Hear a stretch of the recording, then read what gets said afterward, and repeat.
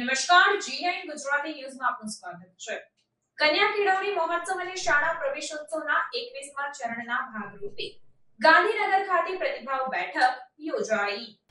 ઉજવણી ઉલ્લાસમય શિક્ષણની અંતર્ગત શિક્ષિત ગુજરાત થકી વિકસિત ભારતના નિર્માણને પૂર્ણ કરવા તાજેતરમાં ગુજરાતભરમાં તારીખ 26, 27 અને 28 જૂન દરમિયાન યોજાયેલ વર્ષ 2024-25 કન્યા કેળવણી મહોત્સવ અને શાળા પ્રવેશોત્સવના 21મા ચરણના ભાગરૂપે માનનીય મુખ્યમંત્રી ભૂપેન્દ્રભાઈ પટેલની અધ્યક્ષતા હેઠળ ગાંધીનગર ખાતે આયોજિત પ્રતિભાવ બેઠકમાં સૌ ભણે સૌ આગળ વધીના સંકલ્પને ચરિતાર્થ કરવા માનનીય મંત્રીઓ, IAS તથા IPS સહિત અધિકારીઓએ પોતાના અનુભવ કથન અને જરૂરી સૂચનો આપ્યા.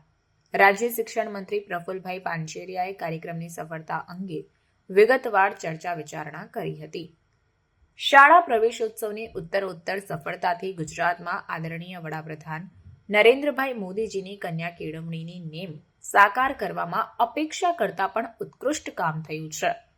રાજ્યભરની 31,885 પ્રાથમિક શાળાઓ અને 6,369 માધ્યમિક શાળાઓની આ પ્રવેશોત્સવ સંદર્ભે 74,352 મહાનુભાવોએ મુલાકાત લીધી હતી.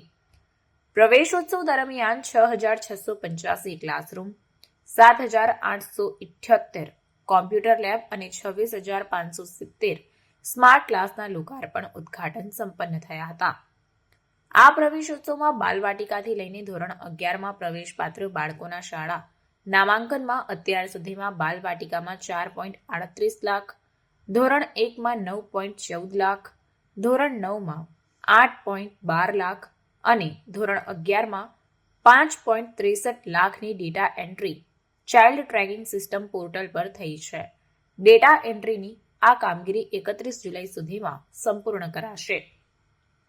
રાજ્ય સરકારે દીકરીઓના અભ્યાસને વધુ પ્રોત્સાહન આપવા શરૂ કરેલી નમોલક્ષ્મી યોજનાને પરિણામે માધ્યમિક અને ઉચ્ચતર માધ્યમિક શાળાઓમાં પ્રવેશોત્સવ દરમિયાન વિદ્યાર્થીઓના નામાંકનમાં 6.5% વધારો પાછલા વર્ષની તુલનાએ થયો છે.